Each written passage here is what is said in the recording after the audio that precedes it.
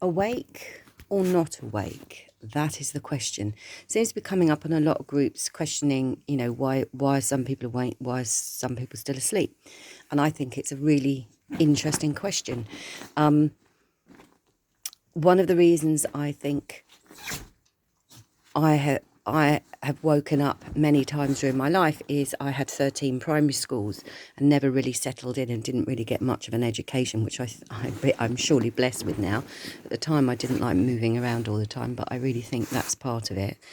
I also was diagnosed with cervical cancer when I was 17, and my mother was very concerned about doing it through the NHS, etc. And so I didn't. I found myself a homeopath and was with my homeopath for many years. And very many years later, I had a smear and was told I had the healthiest cervix this nurse had ever seen in a woman of my age. So that's very interesting. And I didn't end up going down that horrible path of having to have things removed and chemo. I just trusted my instincts and went with the flow. So I haven't touched anything pharmaceutical since I was 17, and I'm 50. I'm going to be 59 this year. Yeah, 59. So is that part of it? Another part of it is I was very lucky when I was little. I've only ever had, I think I had the TB and the polio. That's all I've ever had. I never had anything throughout school or anything else alien put into my body, thank goodness. Then on top of that, you think about the fluoridated water. I've drunk distilled water for 10 years. I don't use chemicals in my house. The only chemical that I actually have in my house is bleach. And I'm absolutely convinced that's a huge thing. I read an amazing article, it was several years ago, about all the chemicals in everything. And you come into contact with millions of them every day. When you think a lot of people have got the smelly things in their plug sockets in the house, the washing powder, the soap, the hair, the shampoo, the toothpaste, etc. goes on and on and on and on and on. So luckily I don't do very much of that. I've kept to mainly as much as I can organic diet. Does that have an effect on it too? These are questions that I think are very pivotal and very interesting to see, what is the connection? And also I haven't had a television for 10 or more years. And I haven't read newspapers since my 20s. And I find them hilarious now because sometimes if I'm in a supermarket and I see a newspaper, I try and read the headline, and actually quite often I can't even make head nor tail of what the headline's actually saying. It's often put in the most incredibly bad English I've ever seen, and I find that really funny. So it is really interesting. I'd like to have other people's thoughts, maybe get a segment going on this of why is it harder to wake up for more than others? And of course, in this day and age, so many people are living on the breadline. They're eating rubbish food. They're eating prepackaged food. That obviously has a knock-on effect with everything. So, what can we put it down to? I also have a theory about traffic lights. I think traffic lights put you into hypnotic states of mind, and anything that has been projected at you in a hypnotic way is then embedded when you're at the traffic lights. And very funny that at the moment there's traffic lights everywhere in my town. It's like a reinforcement. And when they first invented traffic lights, they didn't work very well because instinctively in your mind, red means go, run, get out of there. And green means calm, steady, slow, stop. And so it took quite a long time for people to get their head round that they were to stop at a red light and to go at a green. Well, that's very interesting. They also use the red and green light system in MK Ultra, if you know anything about that. And I'm absolutely convinced that's another way that they embed things. And if you watch people at traffic lights, look how many times the person in the front of the queue sort of drops off. They're not really with it, and they often have to be bibbed to go when the light changes. It puts you like into a mind frazzle, and I think that's used to then embed whatever hypnotic stuff has been around you. And literally you can't miss it. I mean, it is everywhere. So yes, maybe what are other people's thoughts on this? It really intrigues me. Why do we think that so many people are still asleep? And also on a conscious, unconscious level with these people, when you look at the figures of child abuse, whether it be mental, physical, or sexual, something like 1 in 4 people in the country. So is this a delayed reaction? I think a lot of people don't want to hear what goes on, don't want to look at stuff because it's very frightening.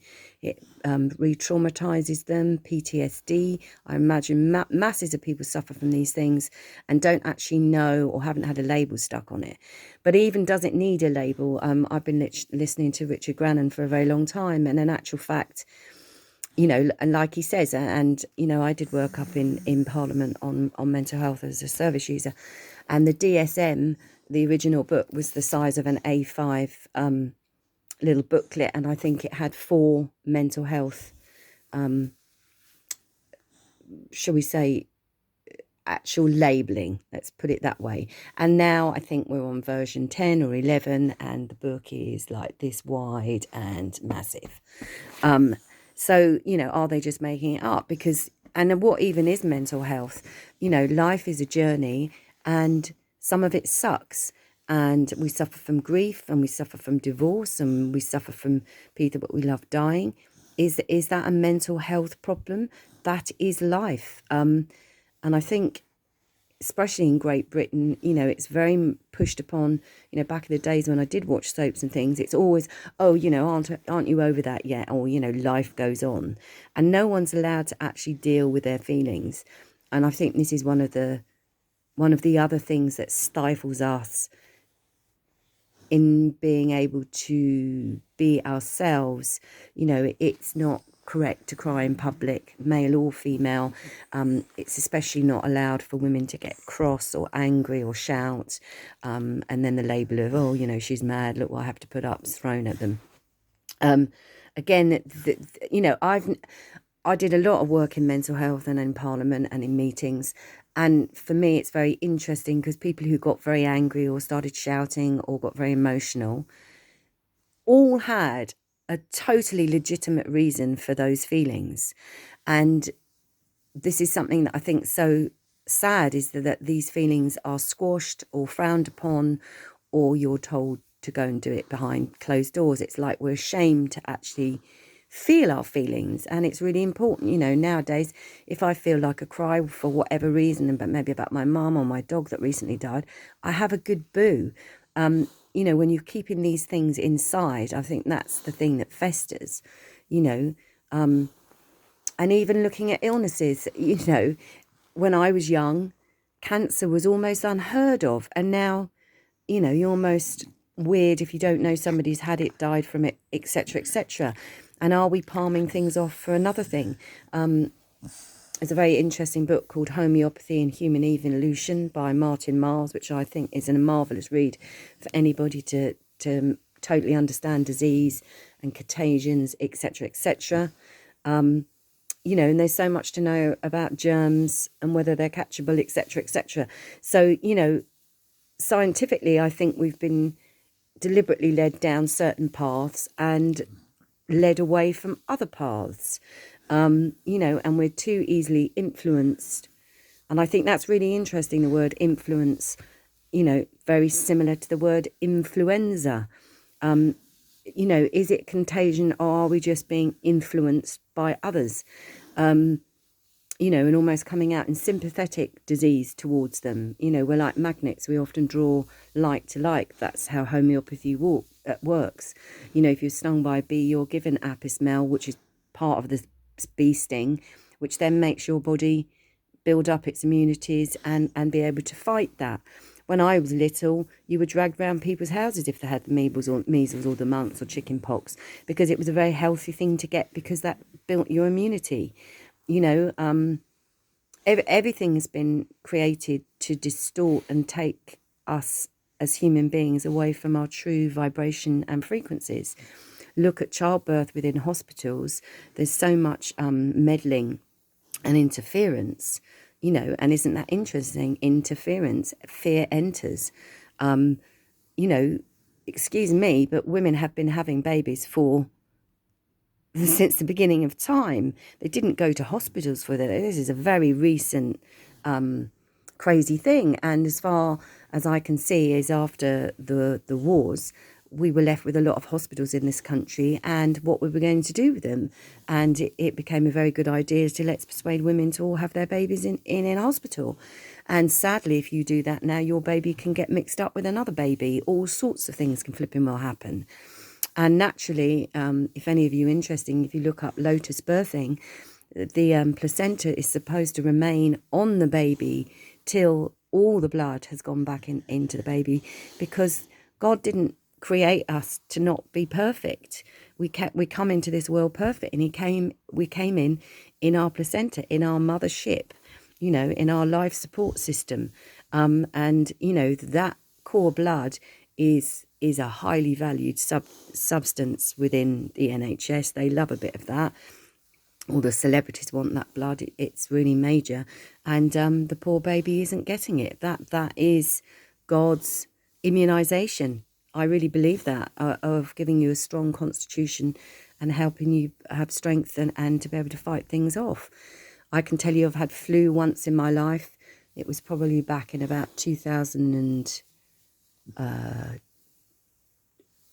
probably about 2000, maybe 1999. And it happened over Christmas, and I and my partner at the time, we were actually in bed for 10 days. And on the 10th day, we thought we've got to go out and celebrate Christmas because it's just damn miserable. I mean, I remember we got our act together and we went to the local pub to see some friends and literally walked in and we had to leave within 3 minutes. We just couldn't do it. So I think I was ill for about 15 days in the end. And I had shivery, I was really ill. I didn't eat. I could hardly drink. It was absolutely awful. And so many people go around saying, oh, I've had the flu, and they have no clue. And the flu can be very dangerous. We know it kills people, and where the figures for all of that's been going on, that's still happening. But again, we are always stifling the body. If you have a fever, they give you stuff. If you have something on your skin, they give you something to push it back in. And the skin is the biggest organ of the body. It's an eliminator. It's there for a purpose. It's there for the muck to come out of your body. And whenever you're having a fever, this is always detoxification. We should embrace it and go with the flow. And again, we're not allowed, because our calendars have been changed and the months are wrong, and that really they should be 28 days long, and we should be regulating our bodies, to that systematic, I've forgotten the name of it now, begins with a C. I'll get it. But, going with the ebb and the flow of the moon and being aware of where we are in our months, and especially us women with our menstrual cycles. They've been so messed up. And we've had to conform that, if you've got menstrual cycle, that shouldn't stop you doing sport, that shouldn't stop you swimming, that shouldn't stop you going to work, that shouldn't stop you doing anything. But actually, on a mental and spiritual level, that's a time of cleansing. That's a really deep time of the month, and women are not allowed to express that or feel into that. And so we're messing up all of these cycles. Very much so. So I'm just putting that out there. I'm just interested if anyone has any other thoughts about maybe why some people are more awake than others. Have you had shocking things that happened in your life? I think for me, again, 9/11 was one of the biggest things that woke me up. I remember I was in an aeroplane at the time landing in Singapore. It was like the whole world was on red alert. We all thought it was World War III. I watched those buildings on the first time I'd ever seen flat screens in Singapore, because they were way more advanced back in those days. Never seen a flat screen that big. And at the time, I knew there was something very, very wrong, and that something just wasn't right, but I couldn't put my finger on it. And then a few years later, and I kept quiet about it because I thought, everyone will think I'm barking mad, as they always have done. And then I saw the Zeitgeist movie and realised that lots of incredibly intelligent, scientific and practical people and architects, etc., had come out and said that they disagreed with it too. And I felt so elated that actually I wasn't just some idiot sitting in the corner being paranoid. I had my suspicions confirmed. So, and also, do people really want to look at this? What is going on and has been going on for a very, very long time is, once the veil is lifted and you understand, it's really life-shattering. Have many people who are awake gone through spiritual crises and mental breakdowns, etc., because that is part of in a sense, waking up. And, you know, sometimes it's, you know, like people who stay with people who hurt them, etc., you know, better the devil you know. I think we've got stuck into that we're holding on to lives that we've lived because it's better to be with somebody even if you're not very happy, or it's better to conform, etc. And, you know, we're full of fear. And I just want to end on that note of fear. I do believe that the English language has been messed about with so much, and I think they've messed the vowels up a lot. And my true belief is that fear is actually should be spelt F-E-E-R, and to be the opposite, to have the opposite of fear is to be free. And very interesting that love back to front spells evil. And isn't it interesting that we pronounce it evil, like an O. It's not, even though it's spelled E-V-I-L, we don't say it's evil. We say it's evil because evil is the opposite of love. You know, we've been spellbound and caught in legalese and lots of things, not because we're unintelligent, not because we're not interested, etc. It's because we've been reading out of certain textbooks, and the elite seem to have a different textbook with very many different meanings. And here we are thinking that we're talking sense, and in one way we are, but we're actually condemning ourselves and falling into huge spelling traps without realising it. So I bid you all a good day. And I think I'd love to share and see what other people think, and maybe come up with some solutions and answers of why maybe more, you know, people are having trouble to wake up. But let's not condemn them, please. You know, this is a stage, and we've all come here at this time for a reason. You know, and maybe we all signed a contract before we came here of how far we're going to wake up, what we're going to do, if we're going to get involved, if we're going to be, you know, in the corner or stay against the wall. But, you know, we can't condemn people for this. We're all, let's face it, everybody's just doing the best that they can at this time. And that's good enough. That should be good enough for all of us to accept that. Let's not get angry with the wrong people. It's not, you know, Joe Bloggs down the road who's cross with you because you're not wearing a mask that's the problem. It's Mr. Johnson and that vile government that he runs. That's where the issues lay. You know, I haven't voted for years, but I still take my voting slip every year, and I take a big black marker pen, and every year whenever I've had to vote for anything, I've written on my paper, I do not consent to being governed by paedophilic, warmongering criminals, not in my name, and then I have signed my name. Because I'm not going to waste my vote. Now, a lot of people say that is a wasted vote, but it's not. I've had my opinion heard. Somebody has seen that piece of paper. And I would encourage many people in this country, if you're undecided or know it's not worth voting for anybody, at least make a declaration, make a statement on your voting slip. Tell them what you flipping well think of them. Because I'm telling you now, even if 100,000 people did that, they kept opening voting slips with condemnation and accusation and accusings written on them in big black marker pen, they'd soon start sitting up. And I think also if you look at the figures of how many people don't vote who have the right, that's the huge majority, guys. You know, come on, we need to at least make a statement. You don't even have to sign it. I mean, you know, you can black out the address on it, whatever, but have it known. Let them see. You know, they're very easily protected behind their black doors. You know, with the gates and the police. You know, I think it's very funny when you see 10 Downing Street and everyone's photographing from across the street. You think that you can actually go and have a look at 10 Downing Street, but no, you can't. There's a huge iron gate and masses of police, not allowed anywhere near them. And at the end of the day, these guys work for us. And, you know, you've got to not forget that. And also there is a very good website called theyworkforus.com. And you can have your say. You can speak up. You can say things there. You know, yeah. So yeah, just a food for thought. Sorry, I went off on a tangent. But this video was really mainly about why do we think that some people are asleep? You know, what's the condition? What are some of the systems in place that are doing that? And you know, maybe make a short video about why you think you're awake. Because again, don't get me wrong, I have awakened a little bit, but I dare say there's a very far way to go in actual fact, to be truly awake, because all of these hypnotic things are around us all the time, and affecting us all the time.